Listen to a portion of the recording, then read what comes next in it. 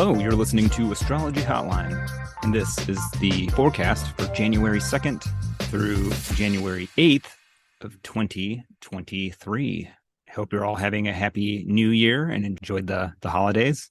And I'll apologize for not getting a forecast out for last week. Unfortunately, I got a little swept up in holiday activities and had to take the week off. But I'm going to do my best to get you all caught up so that we can get 2023 off to a good start. I'm also going to be maybe reformatting a little bit how I present the astrology of this week. And instead of just focusing on what's happening each day of the week, I'm going to focus on the key themes of the week, the sort of ongoing astrology taking place in the sky, particularly those which are going to relate to things which will tend to color the week generally, as well as the weeks ahead. And then we'll sort of run through the day by day for each day of the week using the planetary days. And if you're unfamiliar with planetary days, it is essentially a very old system which assigns a sort of rulership to each of the 7 traditional planets for each day of the week. And these associations are surprisingly ubiquitous throughout different cultures.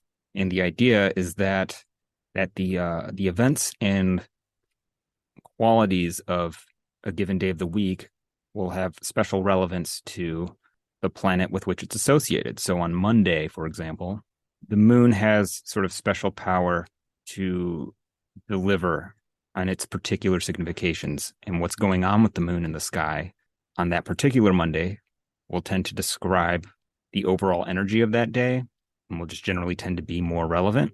And it can be very, very useful when trying to get a sense of what the general weather is going to be for that day and how you might best prepare yourself. You know, what sort of activities will tend to be more supported and which will tend to be a little less supported. But first, we'll get started with our main themes for the week. And our main themes this week are Mercury, which is currently retrograde. It did go retrograde last week on Thursday the 29th, which is going to be very relevant to the ongoing Mars retrograde in Gemini, since Mercury rules Gemini and is also very close to stationing direct. It's going to station direct next week on January 12th. We also have Venus ingressing into Aquarius late Monday of January 22nd or early Tuesday morning of January 23rd, depending on where you are in the world. And then we do have the full moon in Cancer taking place on Friday, the 6th.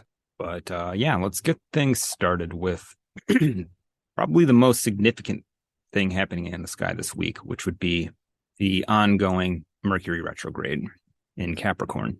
Mercury stationed retrograde at about 24 degrees Capricorn last week on Thursday the 29th.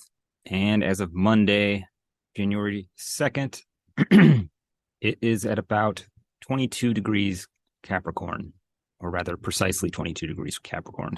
Now, this is a pretty interesting retrograde. It stationed in a pretty close conjunction with Venus in Capricorn, and just a couple degrees away from Pluto in Capricorn at 27 degrees, which sort of harkens back to Venus's retrograde last year, rather in December of 2021 and on into March 2022, where we also had a Mars-Venus-Pluto conjunction.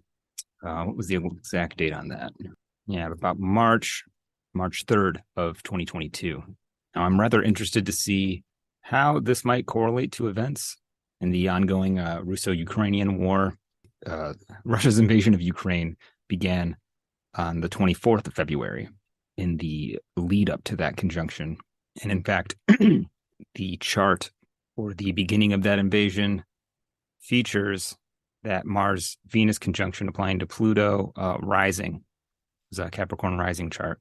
And especially because this retrograde more heavily involves Mars than is maybe immediately obvious.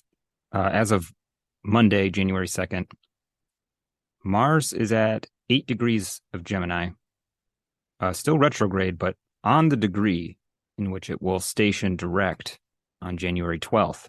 Now, in my work, I focus quite a bit on an often underrepresented and not entirely well understood what is actually one of the original components of astrological aspect doctrine, and that is a type of aspect which is called Antiscia. I really want to come up with like a catchier name for it. Maybe people would actually pay attention to it more. Granted, I've been hearing a lot more discussion about Antiscia, and I think it's going to start getting the recognition that it deserves because these aspects are no joke. I think they should be considered aspects of equal relevance to, trines, sextiles, squares, and all that. They're often referred to as sort of secret conjunctions or oppositions, but they're only secret in the sense that you may not be very likely to notice them in the chart offhand unless you're looking for them. But they do seem to show up in events and in people's lives quite visibly. If you happen to have placements at around 22 or so degrees of Cancer, you are also likely to be swept up in this particular transit because of these aspects called Antiscia.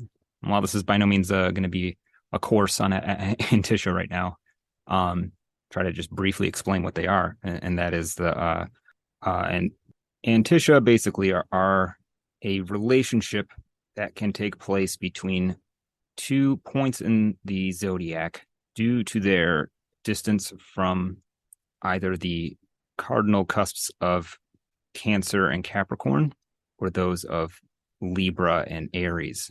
The cardinal cusps of the signs correspond with the beginning of the seasons.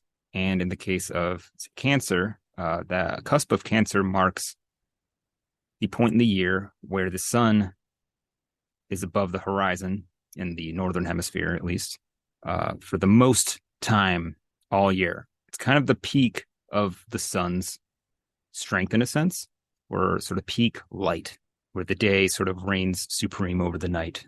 While Capricorn, the cusp of Capricorn marks the beginning of winter, where the sun spends the most time below the horizon and night sort of reigns supreme over the day. But at any given location in the world, the beginning of summer, the Cancer cusp, and the beginning of winter, the Capricorn cusp, are going to mirror each other in terms of the length of the day-night cycle. So they have this sort of profound correspondence with each other. And if you apply that same logic to, say, 25 degrees of Taurus and about 5 degrees of Leo, you are going to have a similar kind of correspondence because those 2 points are the same distance from the Cancer cusp as well as the Capricorn cusp, which means that those 2 points mirror each other in terms of the day-night cycle. Now, you can do a similar thing with the Aries Libra cusps, where you can take, say, a point at 27 degrees of Aries. And if you were to count 27 degrees backwards from the Aries cusp, you would get to about 7 degrees of Pisces. Those 2 points would also have a sort of profound correspondence with each other, except that these 2 points would be considered contra-Antiscia to one another, in that they have a slightly different kind of mirroring. When it comes to points that are equidistant from the Cancer or Capricorn cusps, those points are going to be pretty much the same in terms of the length of day and night, such as with our Taurus and 25 degrees Taurus and 5 degrees of Leo. Day and night are going to be the same length. The only difference is that the days are getting longer at 25 degrees of Taurus as the sun approaches the Cancer cusp, while they would be getting shorter at 5 degrees of Leo. While with our Pisces Aries example, the length of day and night would be flipped, or say it's going to vary depending on where you live, but say, nighttime was 13 hours long at 5 degrees of Pisces. Well, when you get to 25 degrees of Aries, it would be daytime that is 13 hours long instead. So while it's a similar kind of mirroring, they're sort of opposite.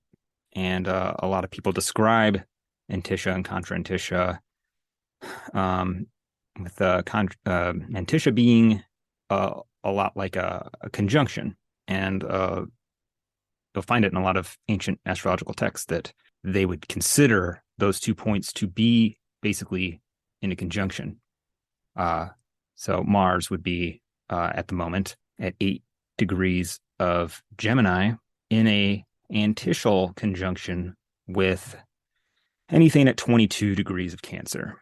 Now, it's very interesting when you want to consider, to what degree can you consider them those points literally in a conjunction when they're in different signs, right?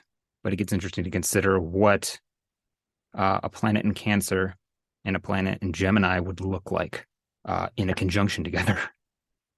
You would sort of fold the zodiac and sort of connect the two via wormhole. It would be a kind of interesting conjunction. However, when it comes to the Contra-Antiscia, those were considered to be in a sort of quasi-opposition. Now, there's a lot of different ideas about what these relationships are exactly. And for the most part, I treat them at minimum like a point in which two planets or an angle that are either Antiscia or Contra-Antiscia to each other as interacting in a significant way that is worth paying attention to. So I would just start by combining the symbols because they're at least talking to each other. So as of Monday, we have Mercury at 22 degrees of Capricorn and Gemini at 8 degrees of Mars at 8 degrees of Gemini. And that puts them in an exact, more or less contra-anticial relationship with each other. There's debate about what kind of orbs to use. Most tend to use much smaller orbs than you would with traditional Ptolemaic aspects. I tend to go with about a degree and a half, maybe 2 degrees on either side of the planet to be definitely worth paying attention to and interpreting. But I'll also consider just the sign as at least having more of a line of communication with its anticial or contra-anticial counterpart than it would otherwise. So in the case with Gemini and Capricorn, which are signs that are inconjunct from each other, they don't have a traditional relationship.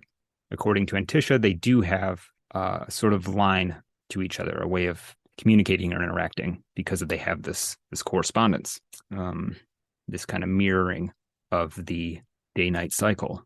Now, that was a much longer explanation of Antiscia than I had planned, but suffice it to say, these are definitely worth paying attention to, especially when the planets in question already have a strong relationship with the sign that their anticial counterparts are occupying.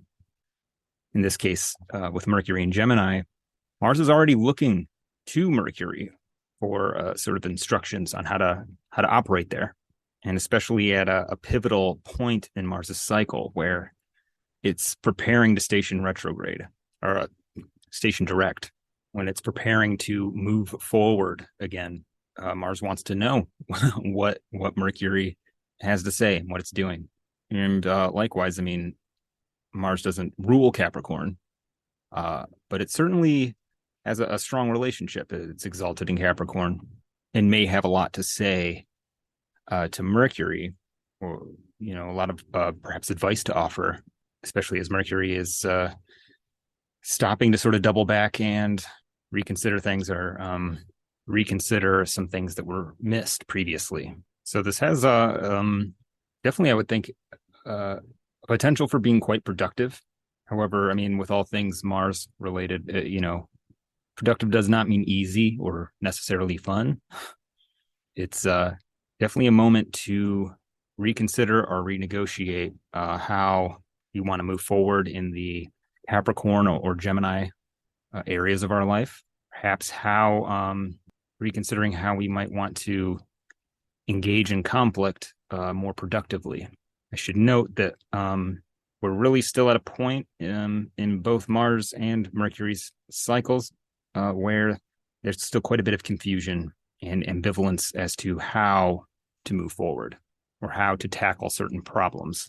Now is not necessarily the moment where you want to take action yet. This is more of a moment where a issue or problem or conflict may become visible, very clear, but we're maybe still figuring out, how to move forward, right? The solutions may not quite be within reach yet.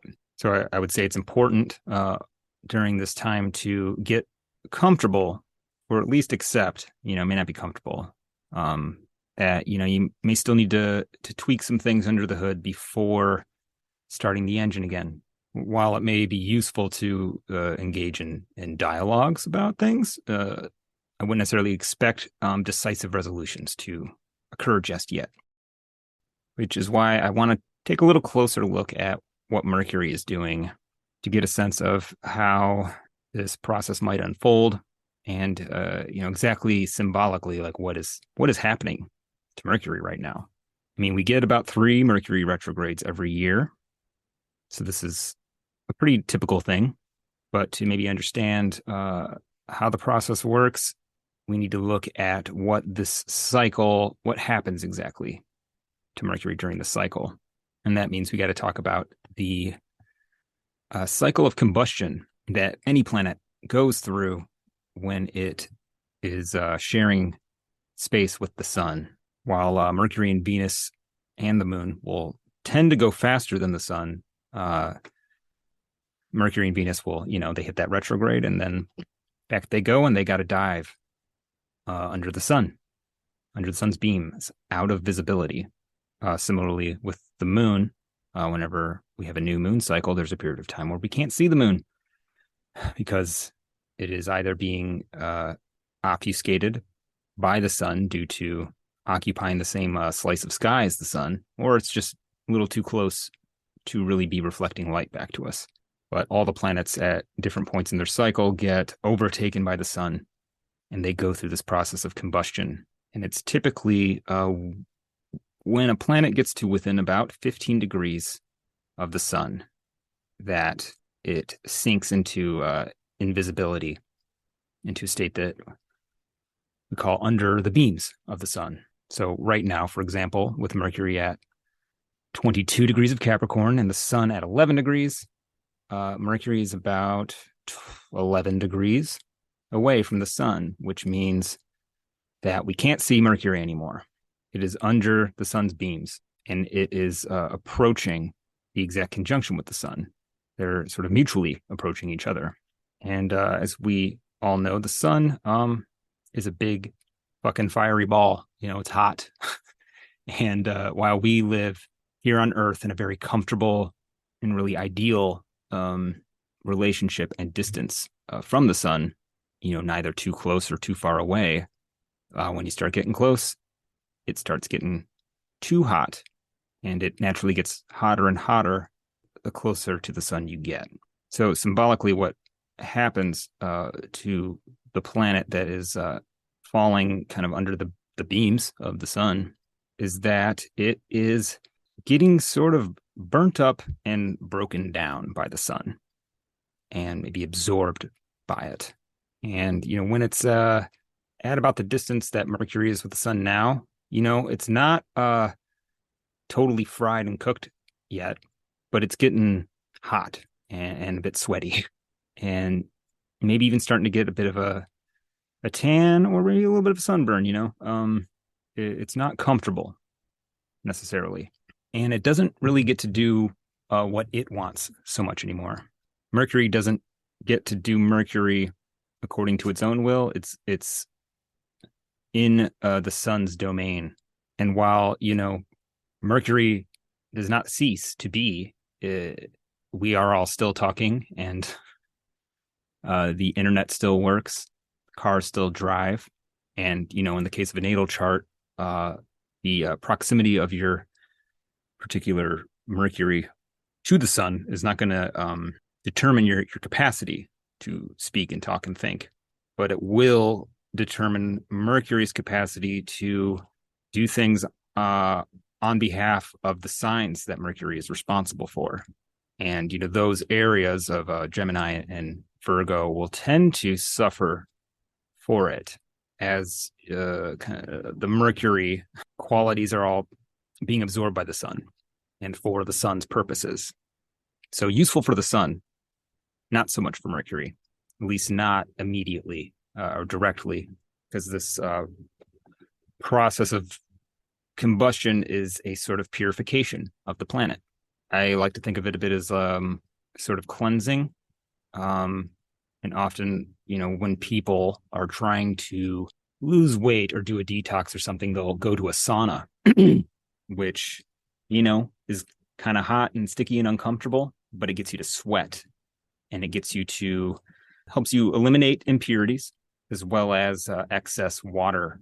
And often with saunas, you'll stay in there as long as you can kind of stand to stay in there. And then you get out, and after you leave the sauna, you get a certain amount of relief, but you're still kind of hot and sweaty and gross. You need to shower and recover a little bit. But then you get the health benefits of using the sauna. Or you could consider it being kind of like a sort of withdrawal from the outside world, venturing into a desert in order to turn your attention inward, in order to achieve insights or enlightenment on a particular topic before returning to the regular world after achieving that insight and integrating it. A lot of initiation rituals will involve sort of like tests of strength, or deprivations of a certain kind. If you join the military, you have to go to a training camp for a certain period of time where you are quite literally cut off from the rest of the world and subjected to rigorous training and deprivations to sort of reshape and mold your being into something else, into a soldier in that case. So, in this case with Mercury diving under the beams, it's going to get hotter and hotter, in a sense, getting more of its impurities sort of burnt off, and is also going to be less and less capable of attending to its responsibilities in the outside world, in Gemini and in Virgo, until it reaches the exact conjunction with the sun, which is known as a Cazimi moment for the planet. It's kind of like the eye of a storm, in a sense. It's a sort of point of calm, maybe relief, where it has sort of completed the initial phase of its purification, and it's maybe been distilled to something more pure. And this is actually a really excellent metaphor that I learned from Austin Coppock, and it's the idea that a planet going under the beams is very much like a plant or some other sort of material that is being used for some sort of alchemical purpose. The plant is essentially being broken down, mashed up, and crushed into a little mortar, so that the essence of the plant can be extracted into its kind of pure properties. So, the essence of the plant is being separated from the body in order to be put to use for a very specific purpose. And while, the process leading up to that is not particularly enjoyable, getting, mashed up and kind of devoured by the sun, not super fun. But what's left is something that's more pure. More negatively, you could think of it as like the sun devouring Mercury and wearing its skin around as like a little Mercury suit. But probably more appropriately, it's like being sent to a training camp where the parts of you that are not conducive to the role you're trying to take on are going to get sort of wrought out, pounded out, the way you might work metal by kind of continuously heating it, pounding it, heating it, and pounding it until you get a pure, specialized shape. You get the crispy, strong, yet flexible blade. of a katana.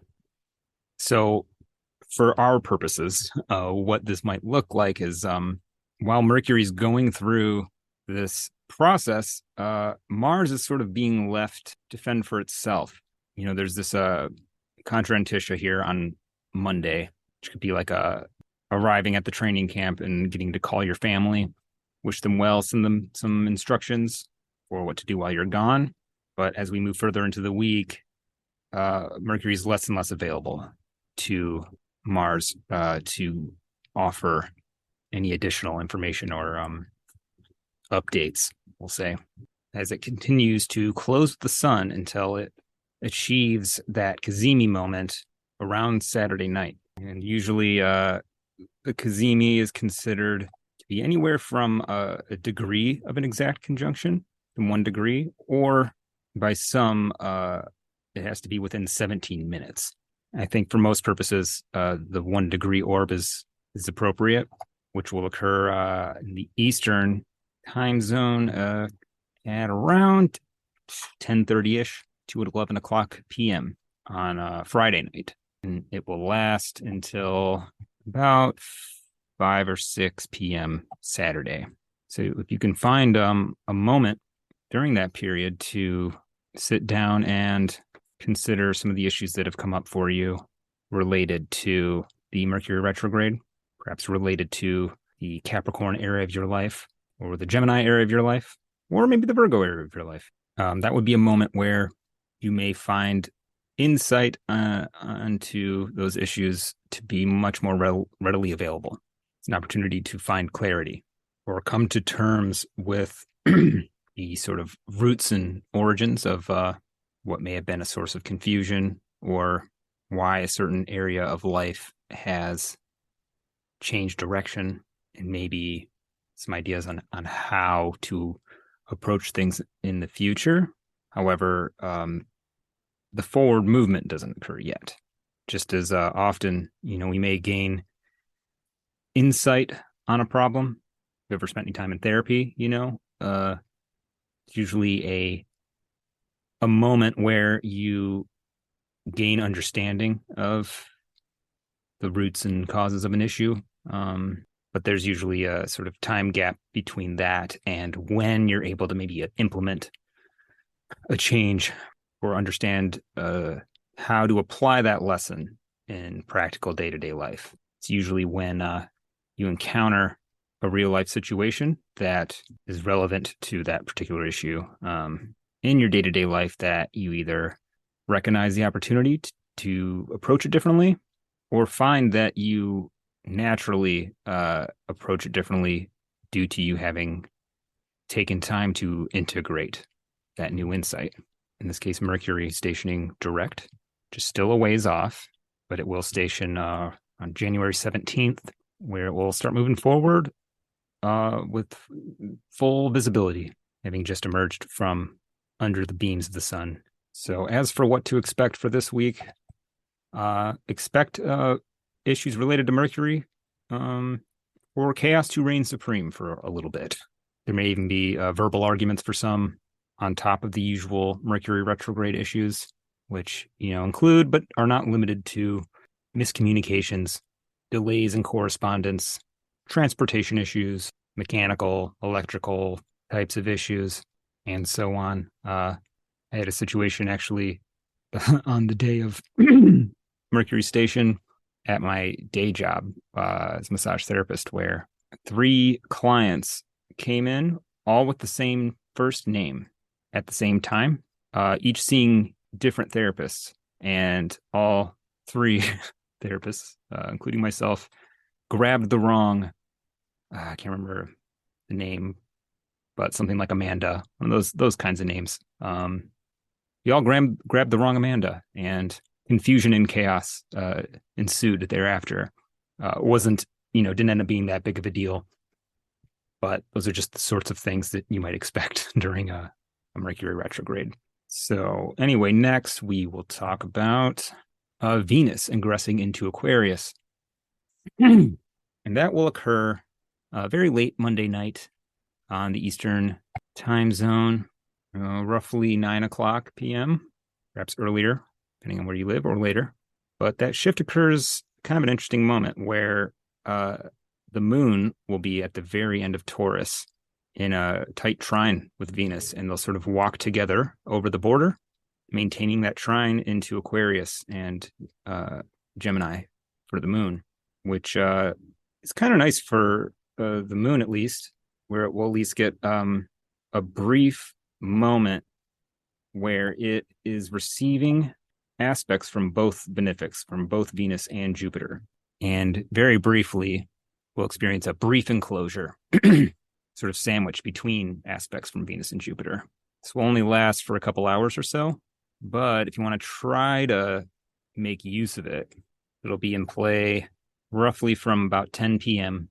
Monday night to about 12:30 or so, Tuesday morning on January the 3rd. I wouldn't try to make any talismans out of it necessarily. The moon is still very close to Mars, which, is not a lot of fun, but it'll at least be a nice cozy moment, perhaps an opportunity to engage in some self-care or just get a good night's sleep, sort of rest up for the shift that occurs on Tuesday, on all Tuesdays, which are the day of Mars. That's why it's always a good idea to get a good night's sleep Monday night. But more generally, with Venus moving into Aquarius, we get Venus moving from one Saturn-ruled sign to another. So we still have a fundamentally Saturnian flavored Venus, which means that Venus is not especially warm and cuddly. It's a little removed, a little detached, a little impersonal, and still a little heavy, and perhaps a bit heavier in the sense that Venus is now co-present with Saturn in Aquarius, but we are leaving, in a sense, the heavier grounded side of Saturn that exists in Capricorn. Venus is essentially stepping outside of the walls, and it's a bit of a mixed transition for Venus. Venus has a kind of dignity in Capricorn called triplicity dignity, which is a fairly strong kind of dignity. Venus tends to know what to do with Earth, with physical, tangible, seeable, touchable things. And in Capricorn, those things are often older, or the kinds of things that come as the result of hard, grueling labors, such as gardening, maybe. Or I guess I like to think of Venus and Capricorn as lending a sort of beautifying touch to the inside of like a military fortress, or a rather formal corporate environment where Venus might organize recreational activities, sort of boost morale within those often confining structures. When Venus gets into Aquarius, she kind of loses that triplicity dignity. And while I don't consider Venus to be ill-equipped in air signs, I mean, she does rule Libra after all, Aquarius will support Venus in a lot of the sort of light, more removed types of relationships. I like to think of Venus and Aquarius as sort of equally available to everyone, but might perhaps struggle to be particularly intimate with any one individual, like warm and friendly and lively in sort of casual encounters, but not significantly more so in deeper interpersonal relationships. To sort of smooth that transition, Venus has, in the Chaldean order of decanic rulership, Venus rules the first decan of Aquarius. So Venus has a sort of special power in the first decan of Aquarius. And what's the first decan of Aquarius about? Well, it's about, for lack of a milder term coming to mind, exile. It's about stepping outside of normal conventional society and entering the periphery, either voluntarily or involuntarily. And while there's a certain freedom that comes from stepping outside of established conventional structures, there can be a feeling of exclusion, an experience of exclusion, loneliness, And sometimes it can be hard to find or carve out a new place to find safety or community. This is where you kind of have to go and search for that. Venus, however, is quite adept at finding, those of like mind that exist on the periphery of society, as well as those little quirky treasures that often go overlooked in those places that are not well trodden by the masses. In fact, that's often where a lot of treasure and abundance exists, is, those places where people haven't come and gobbled them all up yet.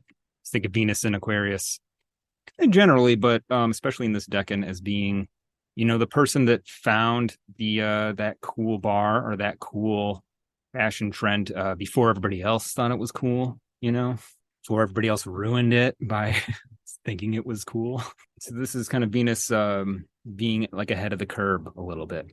And maybe the particular allure or glamour of this Venus is derived from her ability to make what other people thought wasn't cool, like failing to think of a specific example, but there are those people that, there'll be something that will just be generally considered, super lame, like wearing fanny packs. But then because that one person started wearing fanny packs, it became cool again, and that's probably also the person that will stop wearing the fanny packs once everybody else starts wearing them. Be sort of interesting to pay attention to any new trends in fashion or popular culture that come about over the next week or so, a couple of weeks with Venus in the first decan of Aquarius. Be interested to see if something that maybe was cool 30 years ago suddenly becomes cool again. But I would say that with Venus, especially with the initial ingress, being in a pretty tight sextile with Jupiter for the next several days, it's a rather nice little aspect. I would think that it would support trying something new and unconventional. New and unconventional. Perhaps engaging in a hobby that, maybe you've always kind of wanted to try, but were reluctant to because maybe it's kind of nerdy or kind of weird, and maybe been worried about what people would say. Jupiter and Aries will certainly reward those endeavors and activities which emanate from a very personal sense of will or authority, while Venus will aid in revealing the sort of treats that exist within those spaces. It's making me think of many years ago where it was a friend of my mother's who's, several decades older than me, who I'd rather liked because, we both enjoyed military history. And he invited me to come with him to a Wargamers convention, which internally I had a sort of dual reaction to. I was both very excited by the idea of playing with army men, essentially playing elaborate version of army men with other human beings, but also sort of hesitation because of how unbelievably nerdy of an activity that is. But, at the time I was giving less and less of a shit about that sort of thing. So I decided to go, and it was extremely fun. While I wasn't donning chainmail or wearing like an orc costume, like some of those in attendance, it was extremely enjoyable. And it was very enjoyable to see people who I know a lot of people might make fun of just really, really enjoying themselves and enjoying the camaraderie of those of like mind, those who like the exact same nerdy thing that they like. So if you have something like that, I think this is a good week for you to give it a shot. Not that I think that you shouldn't engage in your quirky, nerdy passions outside of this week. If you've been feeling hesitant, I think Venus and Jupiter will be there to give you a little boost and maybe ensure that you'll have a positive experience. Mm-hmm. And then as the week goes on, Venus is actually going to be applying to a trine with Mars, which can get, that can be a little saucy. Venus Mars combinations, particularly soft aspects, are good for spicing up relationships, or drawing in spicy and exciting relationships. I'd say pretty much all Venus Mars contexts will create that. However, the soft aspects will usually have just enough danger, maybe, or enough of an edge to make it exciting without it being necessarily explicitly actually dangerous.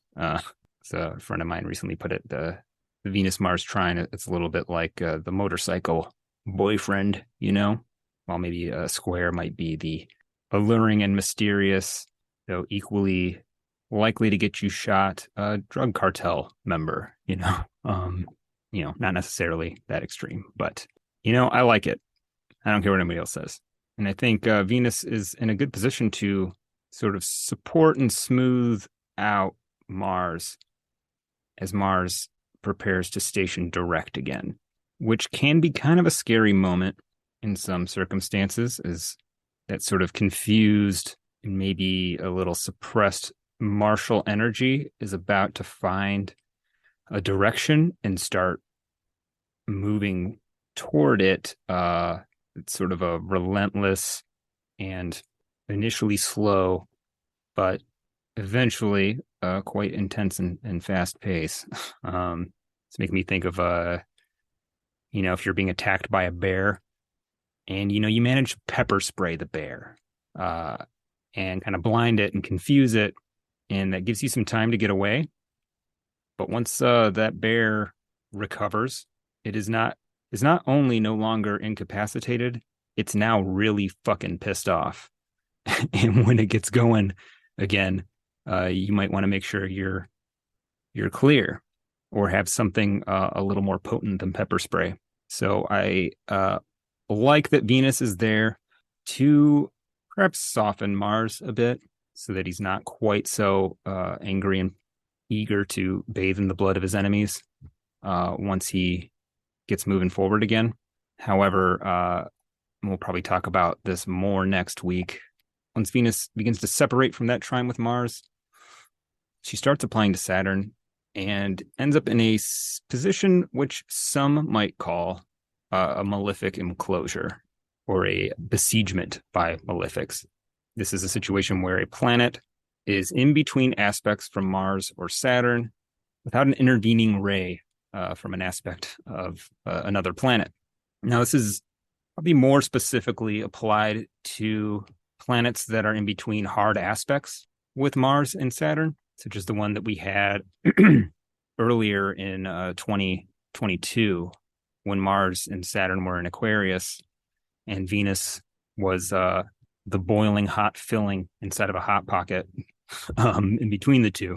This I would not characterize as nearly as dire as I would consider it if Mars were, say, in Taurus and Venus was in between a square with Mars and a conjunction with Saturn. There is still a sense of there being sort of rough customers on either side. However, at least one, in this case, Mars, is a little more amenable to negotiation or, at least accept your surrender under more favorable terms. But it may be worth paying attention to the Venusian topics in the world and in your life, and keep an eye out for situations which might resemble the idea of like a nice, sweet Venus being surrounded by not so friendly characters. If you're going to go out, if you're going to try like going to the roadhouse in the middle of nowhere that you've driven by every now and then and look kind of interesting, I would do it, maybe this week while Venus is still on the outside of that enclosure, if you will.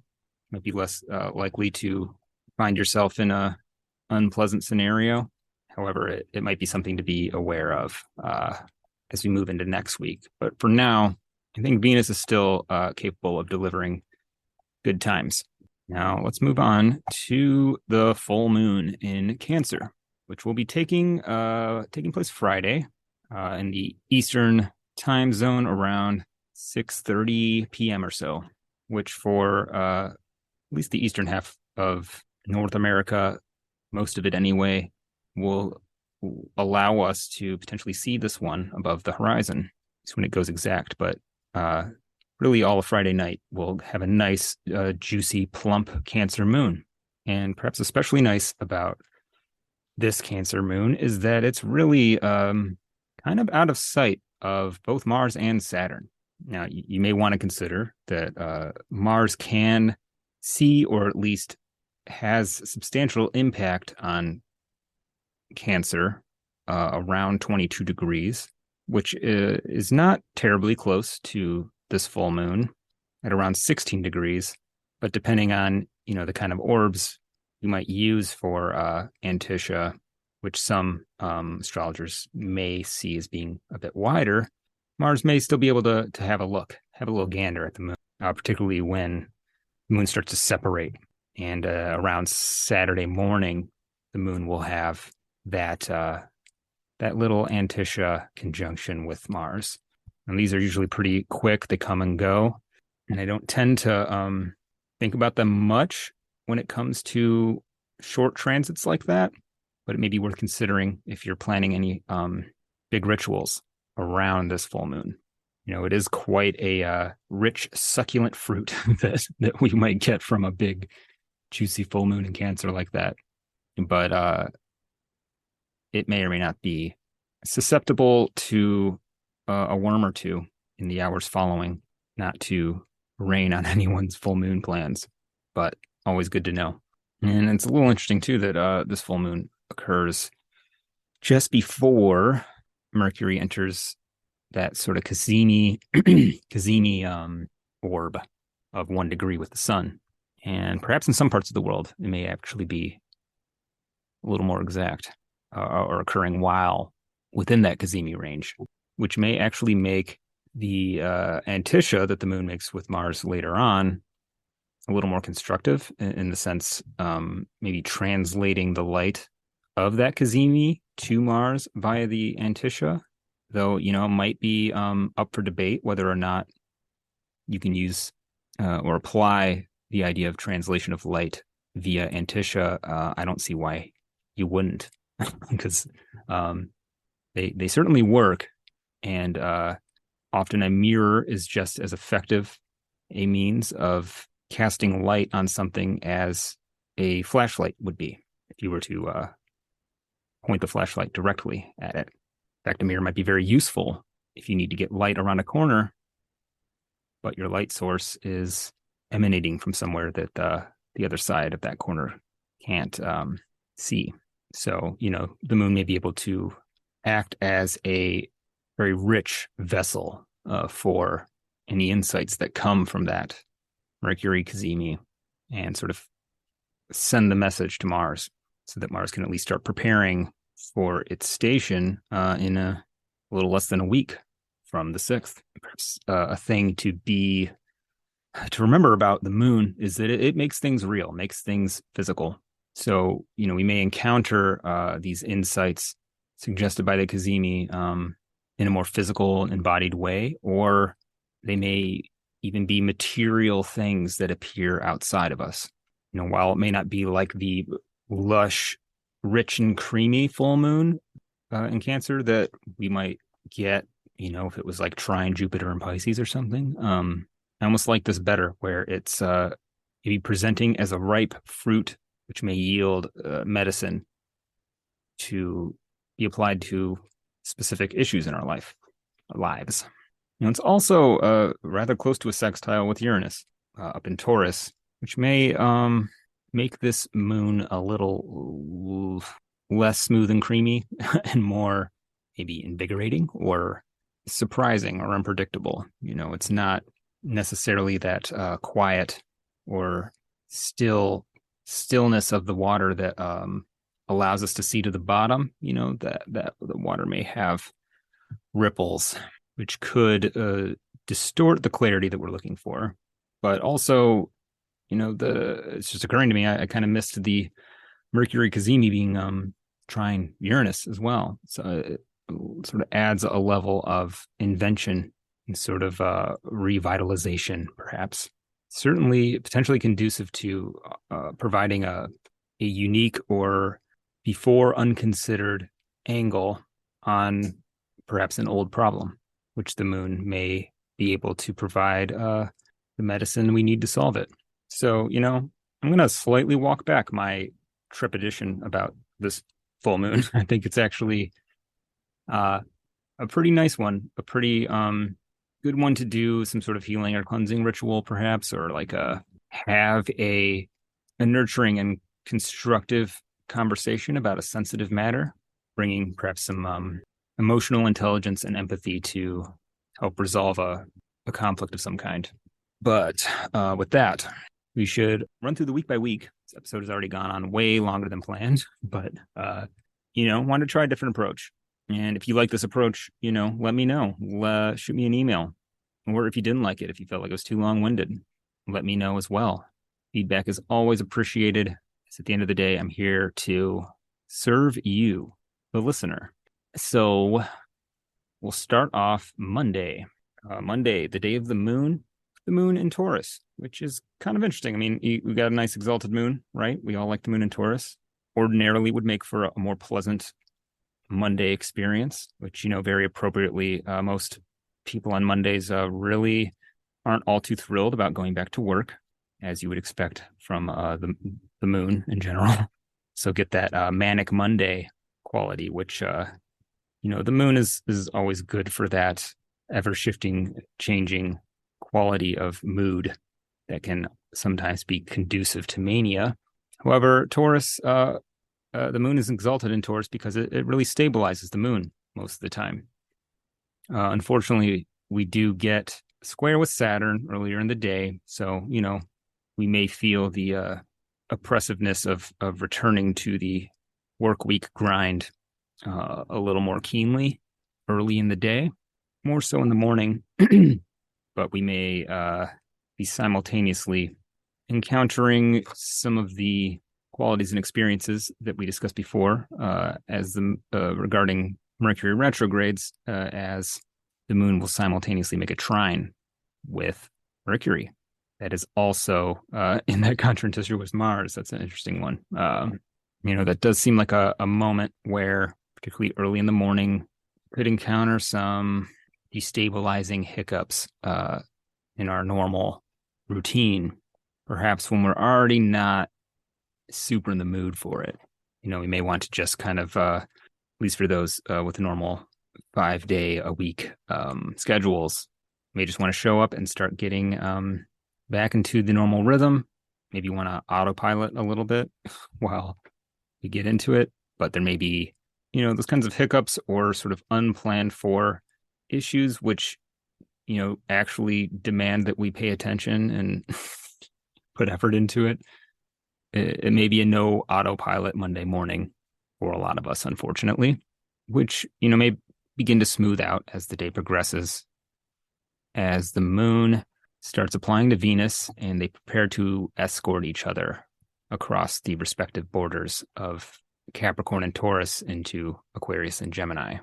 Now, not to make it more confusing or complicated than the planetary day scheme might be for some of us, especially if you're new to it, you may also want to consider that many astrologers, myself included, also apply a differentiation between planetary days and planetary nights. And I won't explain the whole logic behind the scheme here, or at least today.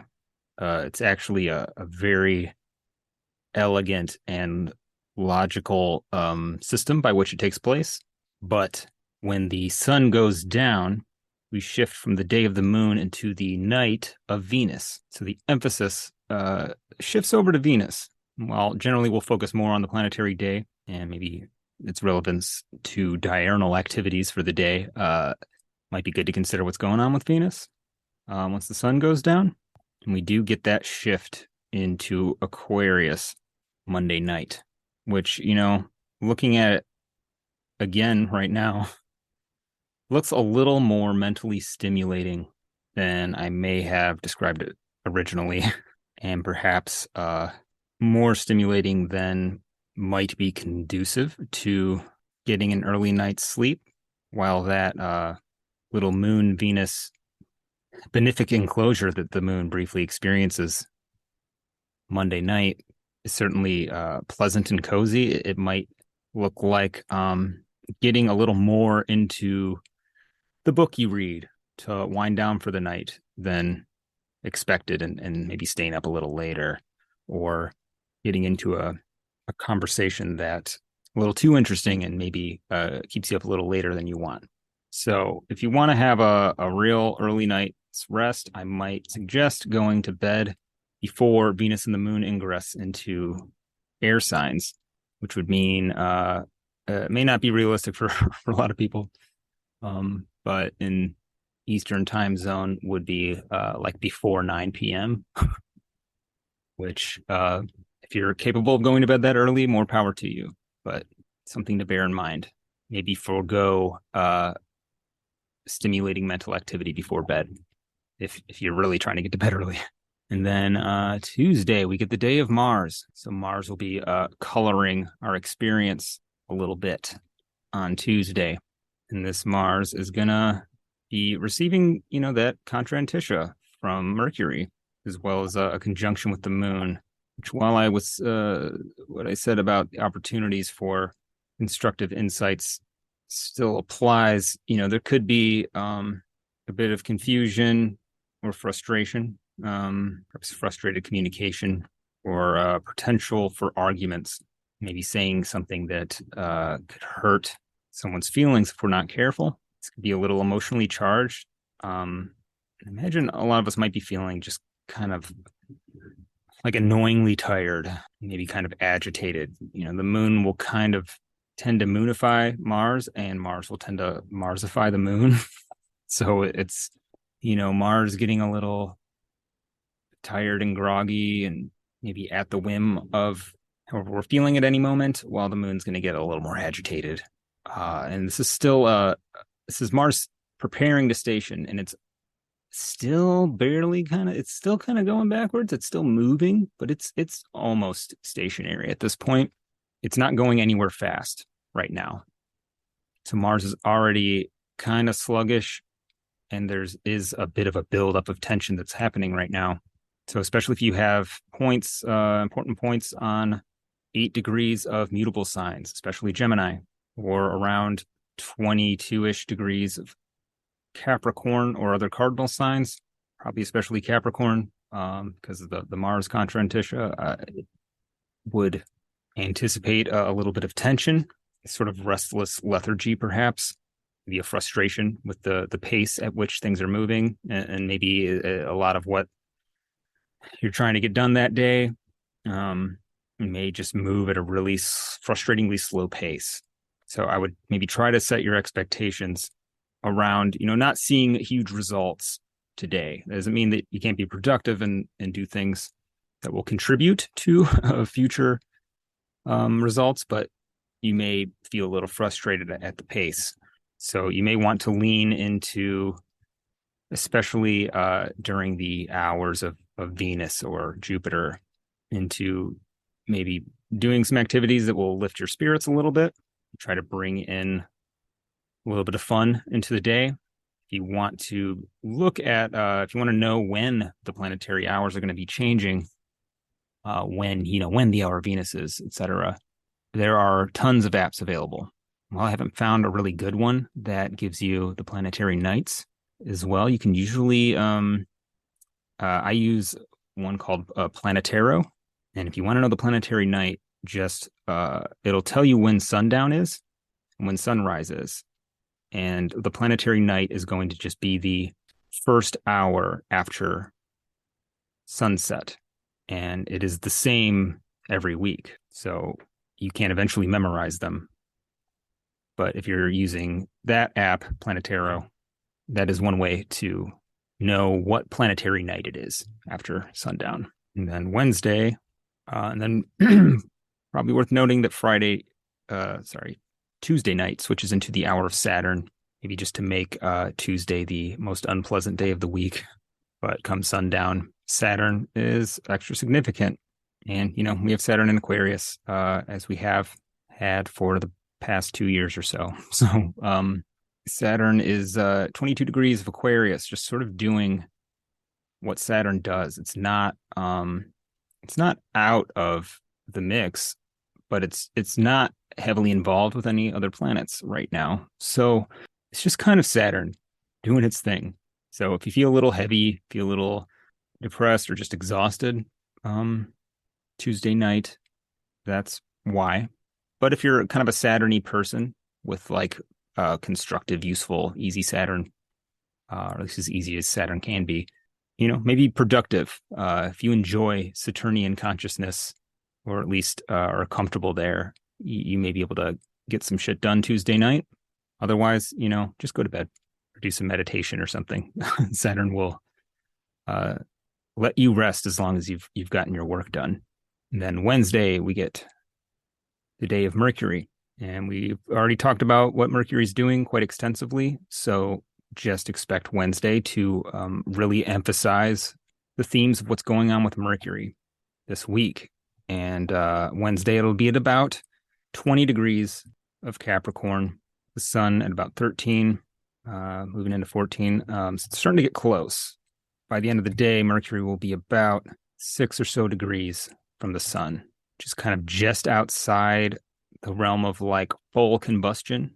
But Mercury's getting pretty burnt at this point. So expect a lot of Mercury retrograde stuff and, maybe some disorganization and, chaos. Just expect chaos to reign supreme. Fortunately, in the Northern Hemisphere, the days are pretty short this time of year.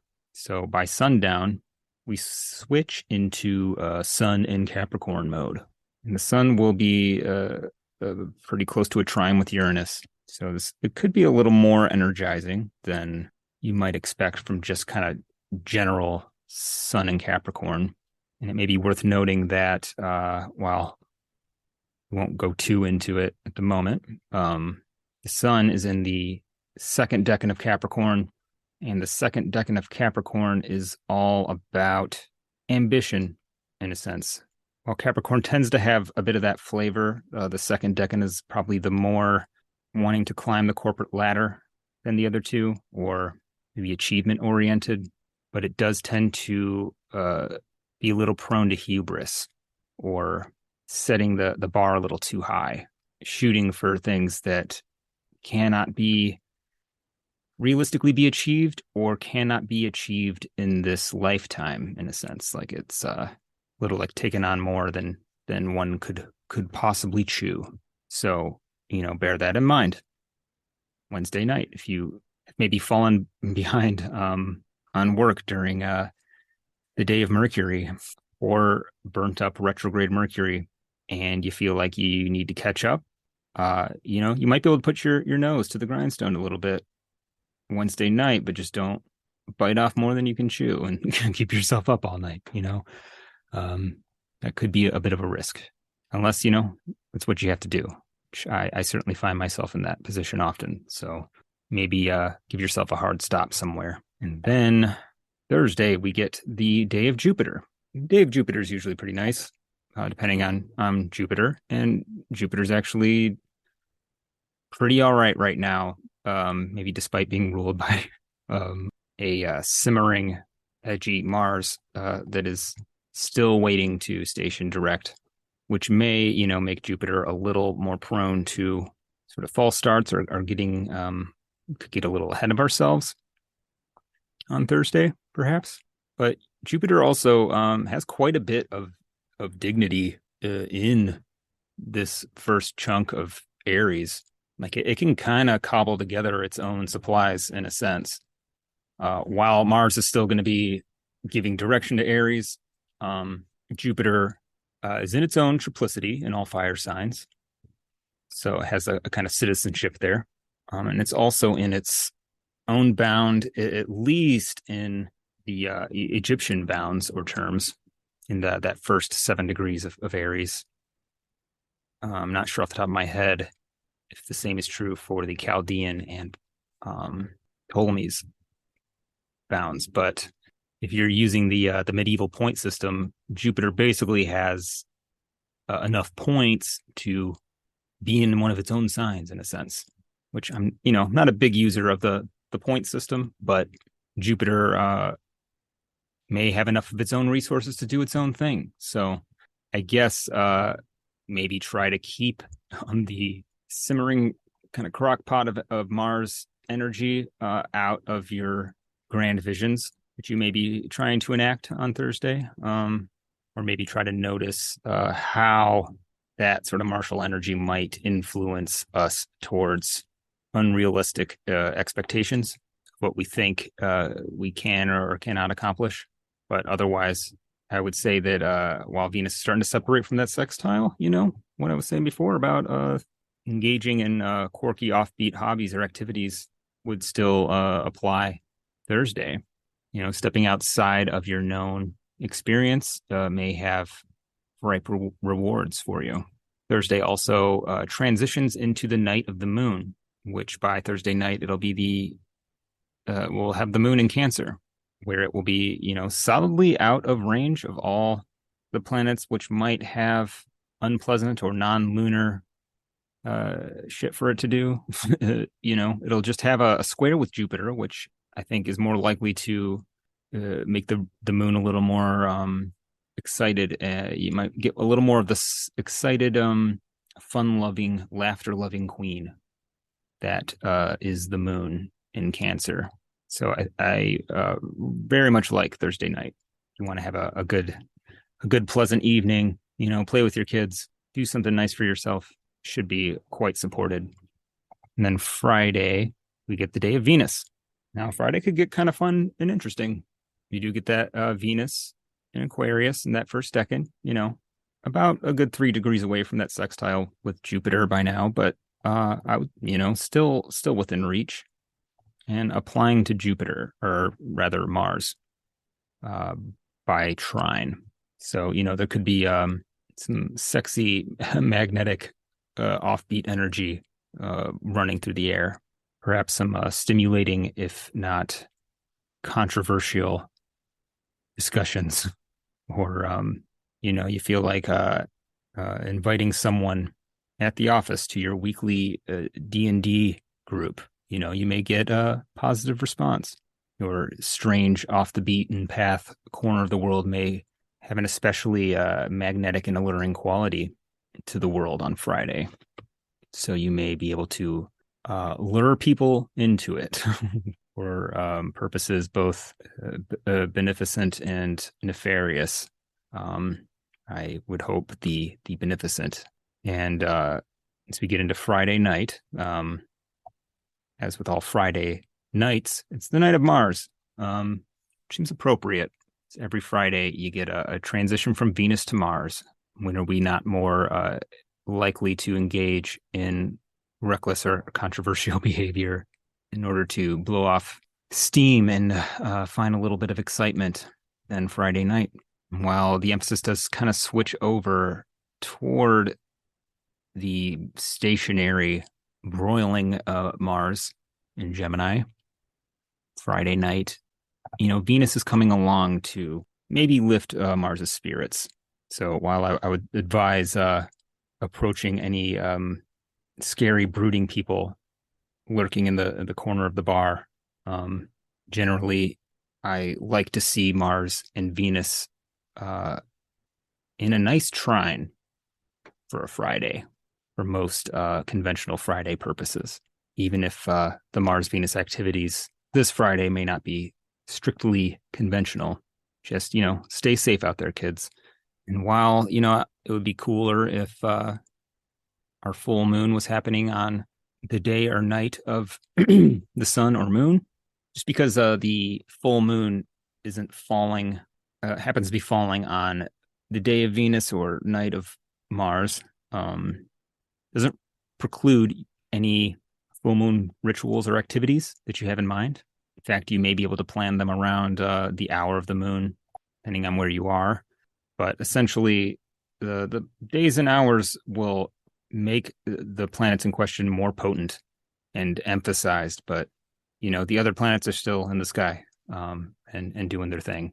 And then Saturday, we got the day of Saturn, which, as far as Saturn days go, we do still have dignified Saturn. So if you want to get some juice out of Saturn in Aquarius for Saturnian activities, this Saturn day is not so bad for it.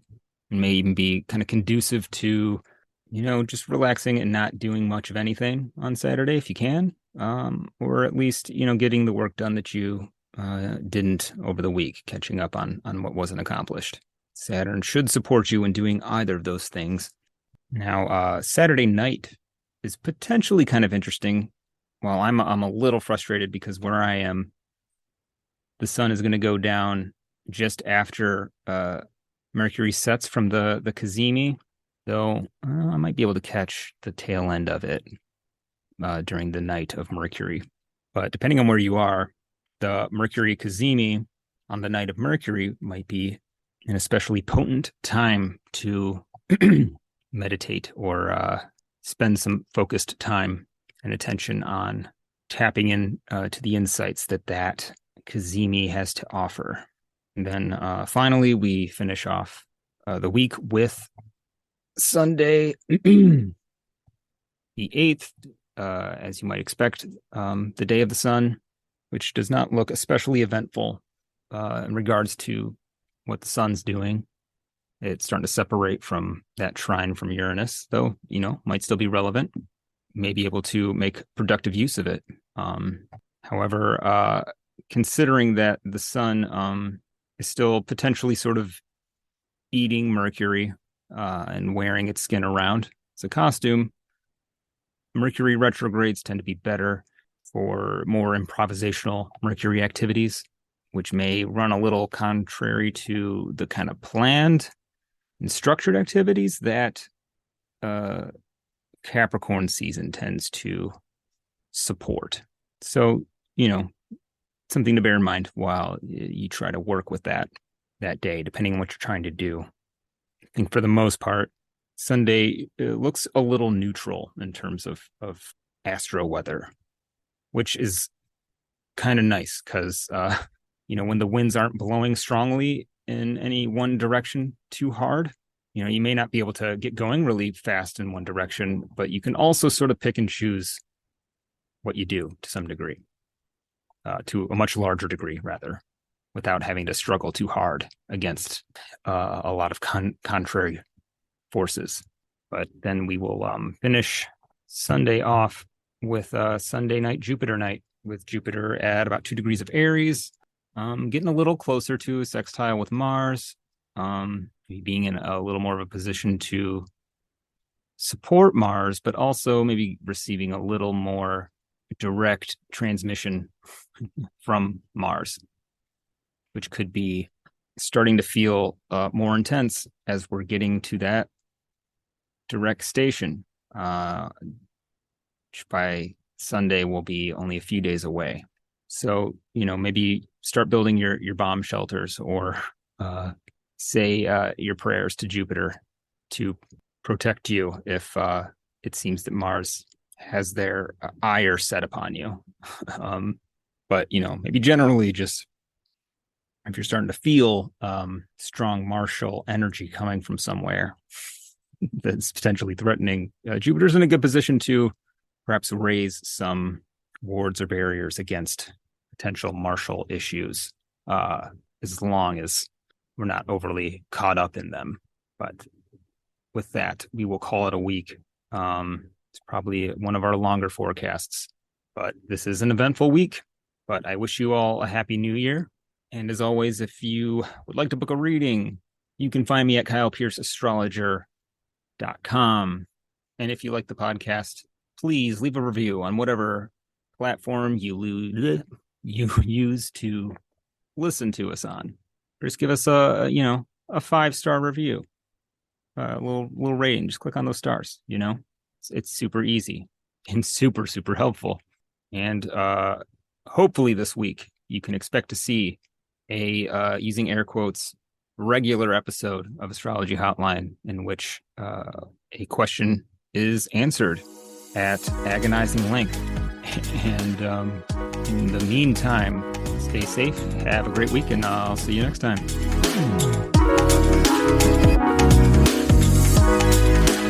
If you have a question you would like to hear answered on Astrology Hotline, shoot us an email at astrologyhotlinepod@gmail.com.